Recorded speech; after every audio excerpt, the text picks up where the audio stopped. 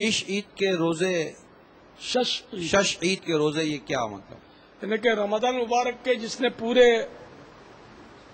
ماہ مبارک کے روزے رکھے، پورے ماہ مبارک کے روزے رکھے، اور پھر شوال کے جس نے 6 روزے رکھے، تو اس نے گویا پورے سال کے روزے رکھے. صائم الدہر کی طرح ہے وہ. صائم الدہر اسی کو بولتے ہیں جو سارا سال روزہ رکھے، زمانے کا روزہ رکھا اس نے. اور جو اس طرح رمضان کے روزے رکھے اور پھر شوال کے 6 روزے رکھے، تو وہ گناہوں سے ایسا پاک ہو جاتا جس طرح اس کی ماں نے اسے آج ہی جنا ہو. تو یہ عید کے دوسرے دن رکھنے شرط نہیں ہے. عید کے بعد دوسرے دن رکھنے میں آدمی کتراتا ہے.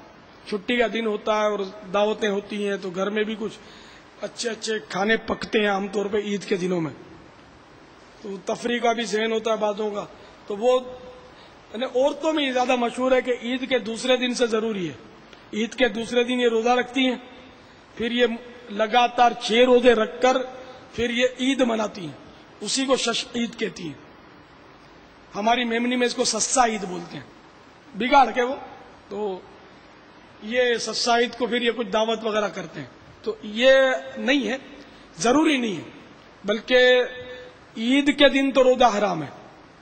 عید الفطر کے دن روزہ مکروہ تحریمی ہے. اب عید کے بعد پورے مہینے میں شوال کے جب بھی 6 روزے رکھ لیں تو یہ شش عید کے روزے کہلائیں گے، ثواب ملے گا.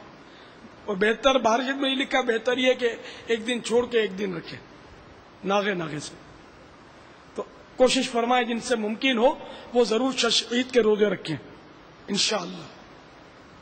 ہمارے ناظرین بھی نیت کر لیں کہ انشاءاللہ شش عید کے روزے کی بھی سعادت حاصل کریں گے. اس میں بھی رمضان کی کچھ نہ یاد تازہ ہو جائے گی.